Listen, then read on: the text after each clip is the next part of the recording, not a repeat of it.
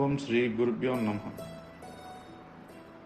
గురు బ్రహ్మ గురు విష్ణు గురుదేవో మహేశ్వర గురు సాక్షాత్ పరబ్రహ్మ తస్మై శ్రీ గురవే నమ. అఖండ మండలాకారం వ్యాప్తం ఏన చరాచరం తత్పదం దర్శనం యోగం తస్మై శ్రీ గురవే నమ. సద్గురు స్వామి పాదారవిందములకు నమో నమ. సద్గురు స్వామి పాదారవిందములకు నమో నమ. సద్గురు స్వామి పాదారవిందములకు నమో నమ. బాహ్యపరమైనదే మొట్టమొదట పూర్తిగా బంధింపబడిపోయినాం కాబట్టి, ఎందుకంటే ఎన్ని లక్షల కోట్ల జన్మాలు తిరిగి తిరిగి ఇప్పుడు ఇందులో జీవిస్తూ ఉండేది మనం. ఇందులోనే జీవించి, ఈ గాలే పీల్చి, ఈ భూమి మీదే పుట్టి, ఈ నీరే తాగి, ఈ ఆహారమే తిని, ఈ యొక్క నీళ్ళలోనే బతికేటువంటి మనకు తిరిగి తిరిగి ఇది బాగా వాసన అంటకపోయింది.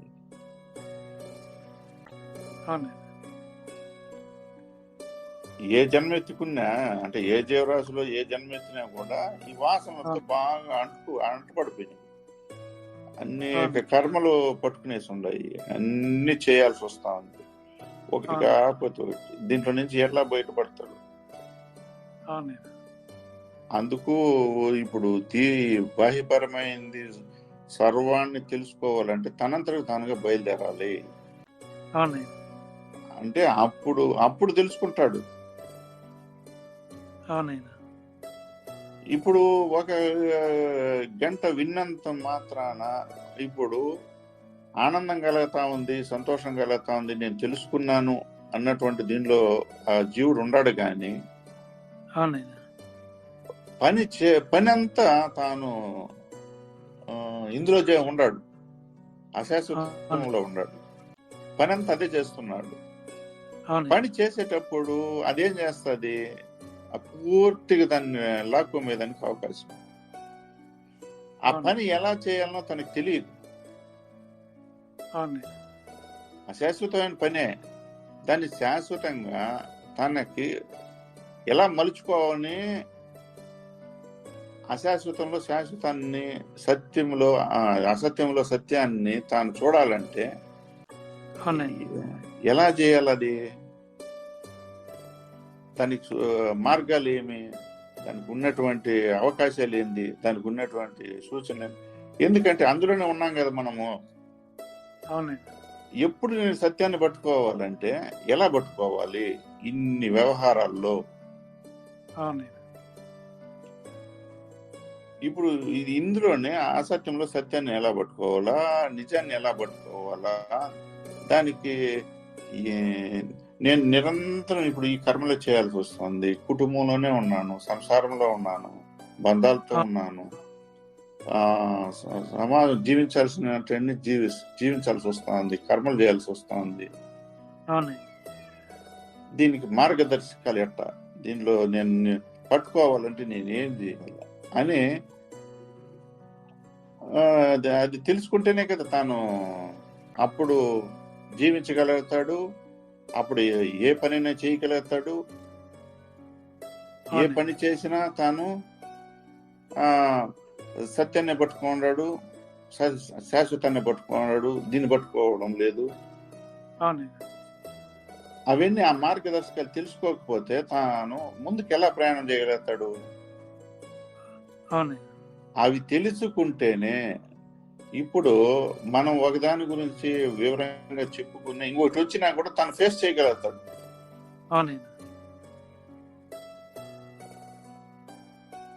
ఇప్పుడు ఒక దీని గురించి తెలుసుకొని బయటపడినా ఇప్పుడు పలు రకాల కర్మలు తనకు వెంటాడే కొందికి ఇప్పుడు లోన్ అయిపోతా ఉన్నాము. అదే తెలుసుకుంటే అది ఎన్ని వచ్చినా కూడా దాన్ని ఎలా ఫేస్ చేయాలనో అలా ఫేస్ చేస్తాడు.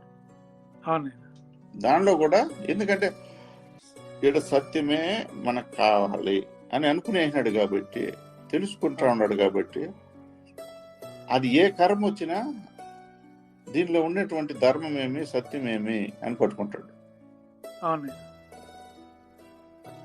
అక్కడ లాభమా నష్టమా సుఖమా దుఃఖమా చూడడం మళ్ళీ అవును మనకు కావాల్సింది ఇది నష్టమైనా దీనిలో సత్యమే ఉండాలి, అవును లాభమైన సత్యమే ఉండాలి, కష్టమైన సత్యమే ఉండాలి అని పట్టుకుంటాడు. అప్పుడు అవును ఇప్పుడు ఇలా తెలుసుకోవాలంటే తనంతటగా తను ప్రయాణం చేసి ఆ బాహ్యపరమైనటువంటి ఆ గురు స్వరూపాన్ని ధరిస్తే ఆ సలహాలు సూచనలు తనకు తెలియపడతాయి. అవును తనంతటకు తనకు వస్తే నిర్లక్ష్యం చేస్తాడు వాళ్ళు చెప్పినా.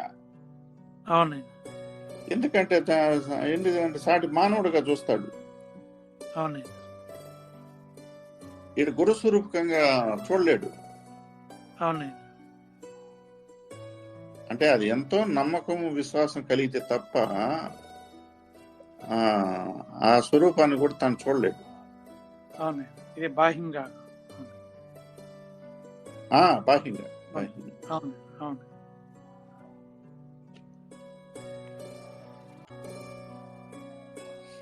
అదే ఇప్పుడు మనకు అర్జునుడు శ్రీకృష్ణ పరమాత్మతో అవును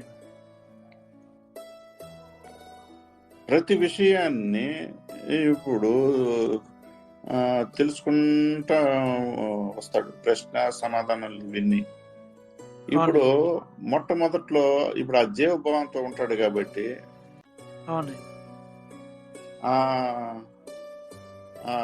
శ్రీకృష్ణుడు కూడా ఈ అర్జునుడికి ఎలా కనపడుతున్నాడు, సాటి మనిషిగానే కనపడతా ఉన్నాడు. సాటి మనిషిగా కనపడినంత టైము బంధంతో ముడిపడినటువంటి ఇది బావా బావా బావా అని పిలుస్తానే ఉన్నాడు. ఎందుకంటే వారి బంధం అలాంటిది కాబట్టి, వారు ఆ శరీరాన్ని చూస్తా ఉన్నాడు కాబట్టి ఆ శరీరంతో వచ్చేటువంటి మాటలనే చూసినాడు, ఆ శరీరంతో చేసే పనులే చూస్తా ఉన్నాడు, అన్ని ఆ శరీరంతో జరిగేదే చూసినాడు కాబట్టి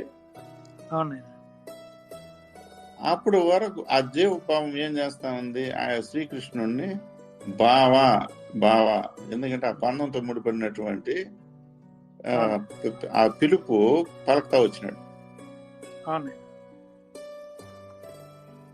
ఎప్పుడైతే ఈ ఆ జ్ఞాన విజ్ఞాన దశలకి వచ్చే కొందికి ఇప్పుడు భగవద్గీత బోధించడంలో దశలు మారే కొందికి, అధ్యాయాలు మారే కొందికి తను ఉత్కృష్టమైన దీనికి వెళ్తా ఉన్నాడు. ఆ దీనికి వెళ్ళే కొందికి అప్పుడు ఆ జీవభావం తనలో నుంచి తొలగబడతా ఆత్మభావన పెంపొందించుకుంటా ఉండదు.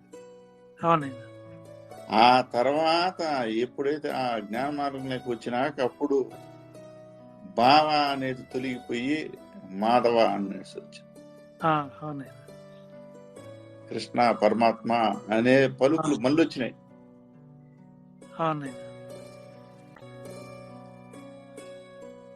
మళ్ళా ఆ భావ అనే పదం పోయింది, ఆత్మభావంలోకి వచ్చేసినాడు. పూర్తిగా తన దృష్టి మారింది, చూసే విధానం మారింది, వినే విధానము మారింది, అన్ని మార్పులు వచ్చేసినాయి తనలో. అది అక్కడ జీవభావము ఉన్నప్పుడు భావాన్ని చూసినాడు. ఆత్మభావన వచ్చే కొందికి అప్పుడు అసలైనటువంటి ఆ గురు స్వరూపాన్ని చూసినాడు. అక్కడ ఆ గురు స్వరూపాన్ని చూసి అప్పుడు శ్రద్ధగా వినగలిగినాడు, ప్రతిదీ కూడా విని పట్టుకున్నాడు.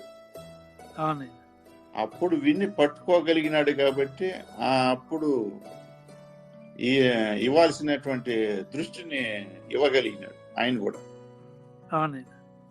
ఎందుకంటే ఈ జీవభావంలో ఉండేటప్పుడు ఇచ్చిన ప్రయోజనం లేదు.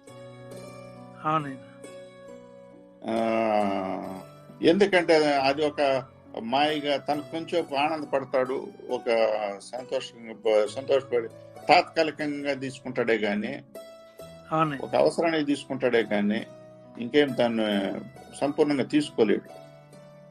ఇచ్చినా అప్పుడు తెలియపడదు కదా నాయన. ఒకవేళ తెలియపడదు. కానీ ఇతనికి తెలియపడదు. ఇది మామూలుగా బాహ్యంగానే ఆలోచించేస్తాడు కాబట్టి అప్పుడు ఆయనకి అవగతం కాదు అర్జునుడికి. కాదు కాదు. అవును. ఆ స్థితికి శిష్యుడు కూడా రాగలిగినప్పుడే గురువు గారు ఇచ్చిన ఆ దృష్టి కూడా తెలియపడుతుంది. అది ఆ దృష్టి ఇవ్వగలిగితేనే మనం కూడా ఇప్పుడు ఆ సూక్ష్మ ప్రయాణము, అంతర ప్రయాణం కూడా చేయగలుగుతాం. అవును అవును. అంతవరకు ఈ బాహ్యం పైన, ఈ జీవభావం పైన మనకు ముడిపడి ఉండేంత వరకు తాను అంతర ప్రయాణం కావాల్సినటువంటి దారి తీరుతెన్నులు, దానికి కావాల్సినటువంటి దృష్టి ఎలా కలుగుతుంది? అవును అవును. ఈ దృష్టిలో ఉండేవాడికి ఆ దృష్టి ఎలా కలుగుతుంది? అవును అవును. ఈ దృష్టితో తాను ఇదంతా నమ్ముతా ఉన్నాడు, ఇదంతా చేయాలని ఉన్నాడు, ఇదే కావాలని ఉన్నాడు. అవును. ఈ దృష్టినే నమ్ముకో ఉన్నాడు. అవును. ఇదే చూడాలనుకోని నిరంతరం శ్రమ పడతా ఉండేటువంటి జీవుడికి, అవును, ఈ దృష్టితో ఉండేవాడికి ఆ దృష్టి ఎలా కలుగుతుంది? అవునవును. ఆ దృష్టి ఎలా ప్రయాణం చేయగలుగుతాడు? అవును. ఇప్పుడు ఈ దృష్టితో ఉన్నాడు కాబట్టి ఎంత దూరమైన ప్రయాణం చేస్తున్నాడు, దానికోసం పరితపిస్తా ఉన్నాడు, పరిగెత్తా ఉన్నాడు. అవును అవును. ఆ దృష్టి ఉండదు కాబట్టి చేస్తా ఉన్నాడు. ఆ దృష్టి లేకపోతే ఏం చేయగేస్తాడు? అవును. అందుకే ఇప్పుడు ఈ అశాశ్వతం పైన, బాహ్యం పైన, సత్యం పైన, అసత్యం పైన ఉన్నటువంటి దృష్టి తనకు ఉండాలి. తనకు ఉండేటప్పుడు అదే చూస్తాడు కాబట్టి అదే నమ్మతాడు. అందుకు ఆ దృష్టి ఇవే చూసేదానికే ఇష్టపడతాది. ఎప్పుడైతే తన అంతర ప్రయాణం కలిగినటువంటి దృష్టి మారిందంటే, ఆ దృష్టిలో తను ప్రయాణం చేసినాడంటే, ఎందుకంటే దానికి కావాల్సినటువంటిదే అసలైంది ఆ దృష్టి. ఆ దృష్టిలోకి వెళ్ళిపోయినాడంటే మళ్ళీ దీన్ని ఎలా చూస్తాడు? అంతా అట్లే కనపడుతుంది కదా. ఆ దృష్టిలోనే ఆ గురువు గారు చూపించిన ఆ దారిలోనే ప్రయాణం చేసేదానికి మార్గం అనేది అప్పుడు దొరుకుతుంది. అంతకుముందు ఆ దారి తెలియక రకరకాలుగా పరిగెత్తా ఉండేవాడు. ఆ దారి అనేది ఆ గురువు గారు ఇచ్చిన ఆ దృష్టి వల్లనే ఏర్పడి అప్పుడు సరైన దారిలో ప్రయాణం చేసేదానికి మార్గం అనేది దొరుకుతుంది కదా నా శిష్యునికి. అవును అవును. ఇప్పుడు బాహ్య దృష్టి పైన ఎంత ఇదిగా ఉన్నాడో, అవును, ఎంత నమ్మి దాన్ని చేస్తున్నాడు. ఇప్పుడు అంతర్దృష్టి పైన టోటల్ శూన్యం, ఏమి లేదు. అవునైనా చూడలేకపోతున్నాడు. అవునైనా అంటే ఇది నమ్మినాడు కాబట్టి దీన్ని చూస్తా ఉన్నాడు. అవునైనా అది ఇంకా నమ్మకం కలిగలేదు కాబట్టి దాన్ని చూడలేకపోతా ఉన్నాడు. అంటే ఆ డిఫరెన్స్ చూడండి ఎంత ఇదిగా ఉందో. ఇది చూస్తున్నాడు కాబట్టి అది చూడలేకపోతా ఉన్నాడు. ఇది ఎక్కువగా చూస్తున్నాడు, ఇది నమ్మున్నాడు కాబట్టి ఇది చేయగలుగుతా ఉన్నాడు ఏ పని అయినా కూడా. ఇప్పుడు అటు పక్క చూడలేకపోతా ఉన్నాడు, అందువల్ల ఏ పని చేయలేకపోతా ఉన్నాడు, నమ్మలేకపోతా ఉన్నాడు. కారణం అది. ఇప్పుడు ఆ మూడు. ఇప్పుడు ఎప్పుడైతే మనకు ఆ అర్జునుడికి తగ్గినట్టుగా మనకు కూడా జీవ దృష్టి పోయి ఆత్మ దృష్టి కలిగి ఆ పరమాత్ముడు మనకు అదే అసలైన అనుగ్రహం కావాలనేది తారకం అప్పుడు మనకు హస్తమస్తకం యోగంతో ఆనాడు మనకు అనుగ్రహం కలిగింది. ఆ అనుగ్రహంతో ఇప్పుడు జీవిస్తా ఉన్నాము, దీనన్నీ తెలుసుకుంటా ఉన్నాము.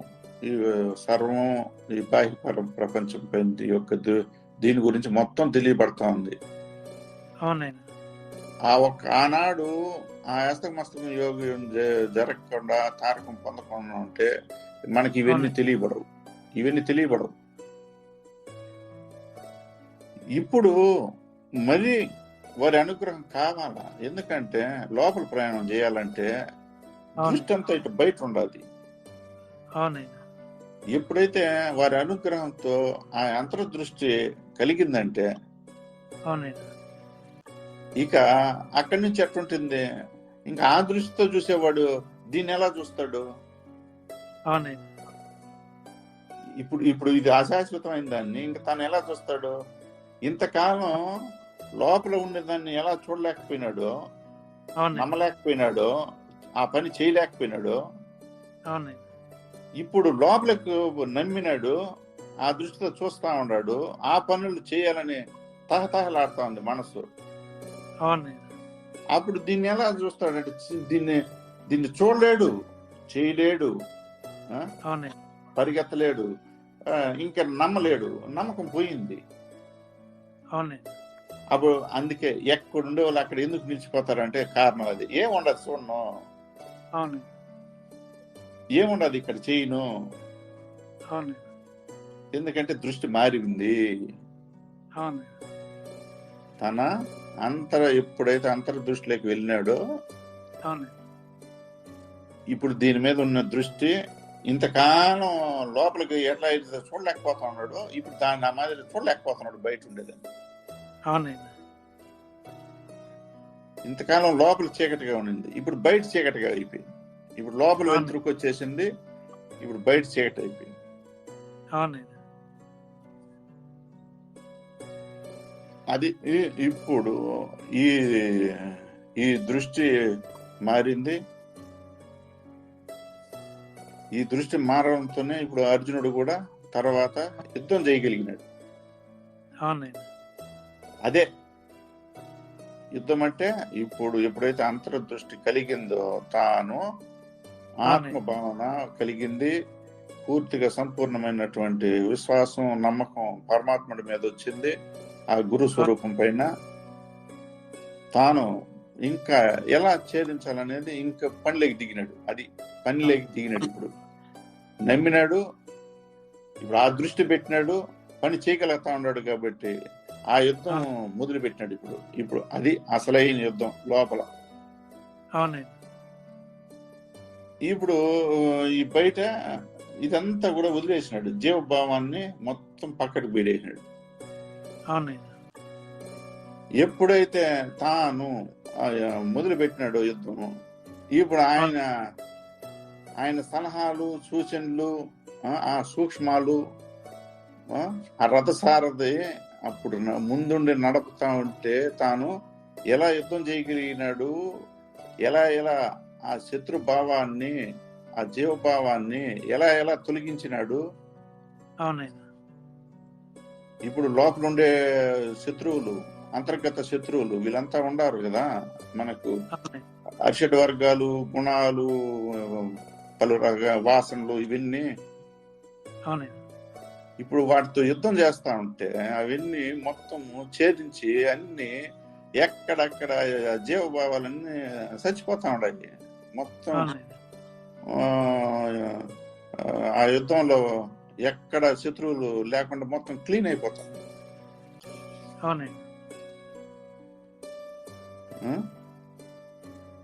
అన్ని ప్రతిదీ ఇన్ని అక్షోహిణుల సైన్యాలు క్లీన్ అయిపోయాయి. అంటే ఈ చిన్న చిన్న చిన్న చిన్నవన్నీ సూక్ష్మంగా ఉండేటన్ని చచ్చినాయి ముందు మొత్తం.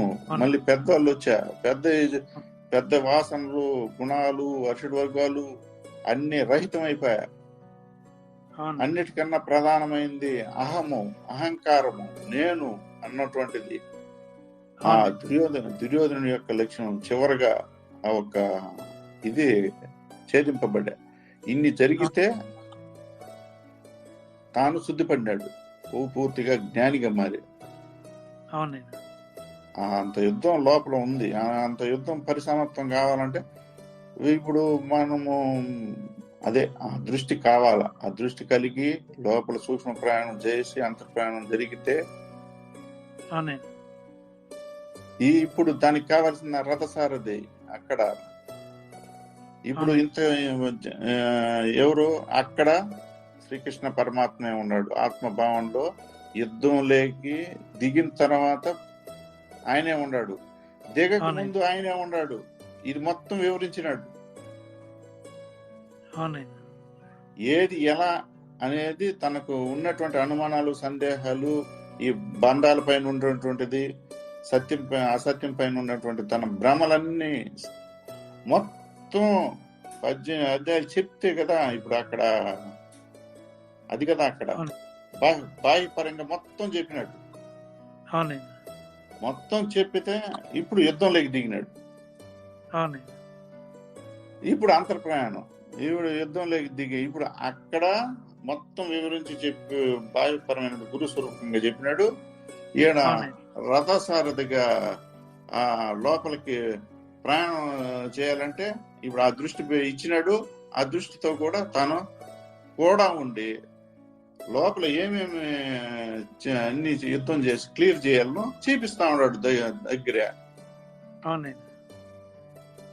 ఇంత ఇదిగా ఆ గురు స్వరూపము బయట లోపల, బయట ఉన్నాడు లోపల ఉన్నాడు. బయట ఇదంతా క్లియర్ చేస్తే గానీ తనకు ఆ దృష్టి రాదు కాబట్టి ఈ బయట మొత్తం క్లియర్ చేస్తే లోపలికి వెళ్ళగలిగినాడు. లోపల వెళితే లోపల అన్ని చేస్తే గాని తాను సంపూర్ణమైనటువంటి మనిషి ఇదిగా ఆత్మస్వరూపుడిగా మారలేడు. కాబట్టి అక్కడ క్లియర్ గా ఉంది ఆయన చేసినటువంటి ఇది. ఇప్పుడు మనకి ఇంతవరకు మాట్లాడుకునే దాన్ని బట్టి ఇదే విషయం మనకు తెలియబడుతుంది. అందుకు ఆ స్వరూపం అనేది మనకు ఇవన్నీ తెలుసుకోవాలంటే ఇప్పుడు ప్రతిదీ కూడా ఆడ నువ్వే కావాలి అని పట్టుకున్నాడు కాబట్టి జరిగింది. ఇక్కడ అర్జునుడు నాకు ఏది వద్దు, ఏ సైన్యము వద్దు, నాకు నాకు ఏ ఇది నాకు అవసరమే లేదు, నువ్వు ఒక్కడు ఉంటే చాలు అన్నాడు. అంటే మనం ఆ మాదిర ఆ ఒక్కడు చాలు అన్న ఇది ఆ గురు స్వరూపాన్ని పట్టుకుంటే తప్ప మనకు తర్వాత జరిగే పరిణామాలన్నీ ఇంకా మళ్ళా ఆయనే కదా స్వీకరించి ఆయనే కదా చేపిస్తా ఉన్నాడు. మనం నిమిత్త మాత్రంగా ఉన్నామే గాని మనకు ఉన్నటువంటి తెలియజేసుకుంటా ఇదవుతున్నామే గాని మొత్తం నడిపేది ఆయనే కదా. ఇప్పుడు ఇరుపక్షాలు మొత్తాన్ని చేర్చినాడు, ఎలా యుద్ధం చేయించినాడు, ఇదంతా ఎలా జరిగింది.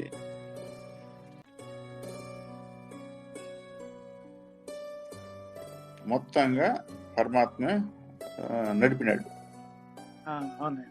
ఇప్పుడు మనం ఆ మాదిరి పట్టుకోలేదు. మనం పట్టుకోకనే మనకు ఎట్లొస్తుంది, ఏ ఒక్కటి రాదు. మనం పట్టుకోండేది వస్తువును పట్టుకోన్నాం. మనకు కనపడే చిన్న వస్తువు అయినా, 5 రూపాయల వస్తువు అయినా, 10 రూపాయల వస్తువునైనా పట్టుకోన్నాం. ప్రతి బంధాన్ని పట్టుకోనున్నాం, ప్రతి సంపదని పట్టుకోన్నాం, ప్రతి ఇది మనం చేసే ప్రతి పనిని నేను చేస్తున్నానని పట్టుకున్నాం. ప్రతిదీ నేను లేకపోతే జరగదని పట్టుకున్నాము. ఇలా అశాశ్వతమైన దాన్ని శాశ్వతం అని గట్టిగా పట్టుకున్నాము. అసత్యాన్ని గట్టిగా పట్టుకున్నాము, అబద్ధాన్ని పట్టుకున్నాము. ఇన్ని పట్టుకోండి మనకి ఎలా మనకి దారి దొరుకుతుంది, ఎలా దృష్టి కలుగుతుంది, ఎలా ప్రయాణం చేయగలుగుతాము, ఆయన అనుగ్రహం మనకి ఎలా కలుగుతుంది. పట్టుకోండేది ఇవి కదా. ఇవన్నీ పట్టుకోండేటప్పుడు మనకు వారి యొక్క సహాయ సహకారాలు, ఒక అనుగ్రహము మనకు ఎలా కలుగుతుందంటే అవకాశమే కనపడలేదు. ఎందుకంటే ఏది పట్టుకుంటే అదే ఇస్తుంది కదా మనకు ఫలితము. అది క్లియర్ గా ఉంది కదా, ఏది పట్టుకుంటే అదే ఫలితం ఇస్తుంది. దుర్యోధనుడు ఏం పట్టుకున్నాడు?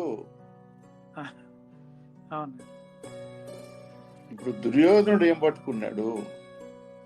ఆయన అసత్యాన్ని ఏ- అస్వచ్ఛతను పట్టుకున్నాడు. ఆ మొత్తాన్ని అదే పట్టుకున్నాడు, విర్రవీగినాడు కదా. నాకేం ఈ ఒక్కడెంత, అవును ఈ ఒక్కడు ఉంటేమి లేకపోతే నాకేమి, నా యొక్క బంధుగణం ఎంతమంది ఉండారు, నా పక్కన ఎంతమంది యోధులు ఉండారు, ఎంతమంది ఎంతమంది సైన్యం ఉంది, అవునవును ఎన్నో రాజ్యాలు నా కింద బతుకుతా ఉన్నాయి అని అవును ఎలా ఉన్నాడు అర్జునుడు, ఇది దుర్యోధనుడు. అవును అవన్నీ పట్టుకున్నాడు. అవును ఈడ అర్జునుడు అని వాడు ఒక్కడిని పట్టుకున్నాడు. అవును ఈ తేడా ఇప్పుడు మనం ఆ మాదిర ప్రతి దాన్ని పట్టుకున్నాం. అవును ప్రతి దాన్ని పట్టుకొని ఏది పట్టుకుంటే ఆయన ఎవరు పక్కన ఉన్నాడు. ఇప్పుడు ఇది పట్టుకుంటే ఇవే ఉన్నాయి, ఏది పట్టుకుంటే ఆ ఫలితమే ఉన్నింది. అవును ఇప్పుడు మనం ఇవి పట్టుకొని ఆయన వచ్చి సహాయం చేయమంటే ఎడ చేస్తాడు? అవును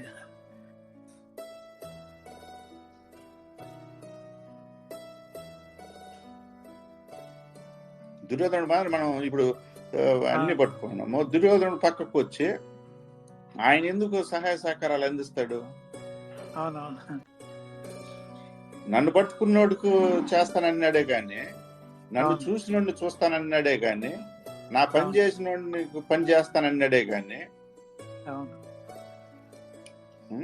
టోటల్ గా మనము ఇంకొక పని చేస్తాము, ఇంకొకటి పట్టుకుంటాము, ఇంకొకటి చూస్తాను, ఇంకొకటి చేస్తానంటే అదే దాని ఫలితమే దానికి ఉంటుంది.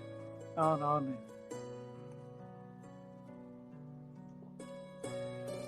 క్లియర్ గా తెలిసిపోతాను ఇక్కడ. ఆ,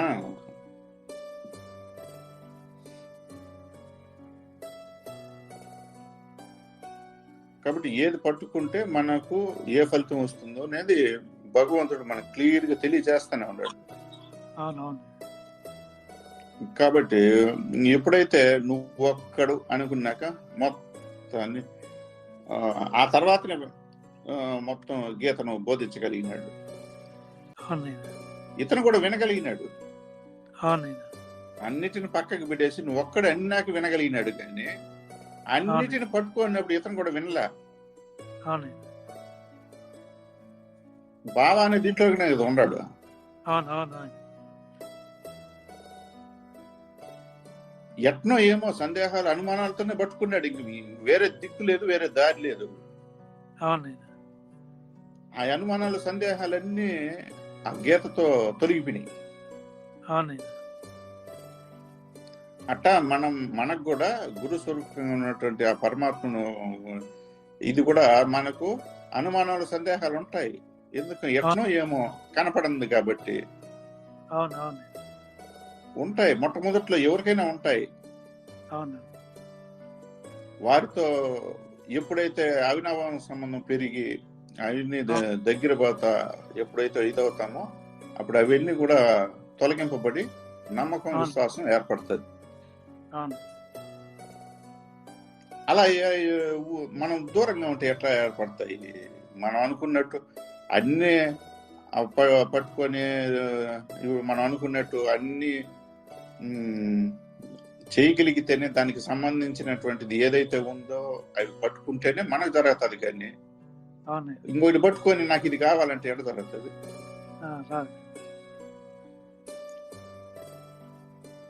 ఇప్పుడు ఆయన మనకి ఇప్పుడు ఈ బాహ్య ప్రపంచంలో ఆయన పని ఏం చేయాలనేటివి కూడా కొన్ని పెట్టినాడు కదా. ఆ పని చేస్తే కదా మనకు ఆయన దగ్గర అవుతాం. అవునవునవును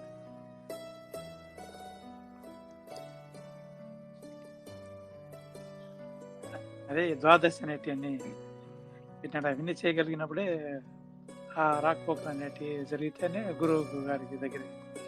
అవును, ఆ దగ్గర కావడానికే కదా ఇప్పుడు ఇవన్నీ. అవును ఇవన్నీ దగ్గర కావడానికి ఇవన్నీ పెట్టినాడు. ఇవన్నీ జరిగితే అనుగ్రహం అనేది లభిస్తుంది. అవును అనుగ్రహం ఎప్పుడు లభిస్తే దృష్టి మనకు కలుగుతుంది. అవును ఆ దృష్టి కోసమే కదా ఇప్పుడు ఇవన్నీ చేయాలా. అవును ఇవన్నీ చేయాల్సిన అవసరమే లేదు, నాకు నేను చేసుకోగలుగుతాను, నాకు దృష్టి ఉండదు అంటే ఎట్టొస్తుంది? అవును అది ఆయన చేతిలో పని కదా. అవును. ఇవ్వాలన్నా ఇవ్వకూడదని ఆయన చేతిలో పని, మనం చేసేదాన్ని బట్టి. నువ్వు అవును. నేను పట్టుకోండి మొత్తం దుర్యోధన పని ఇది పట్టుకొని నేను అవును. కూడా చేస్తానంటే అర్జునుడి మాదిరి ఎట్లా చేయిస్తాం?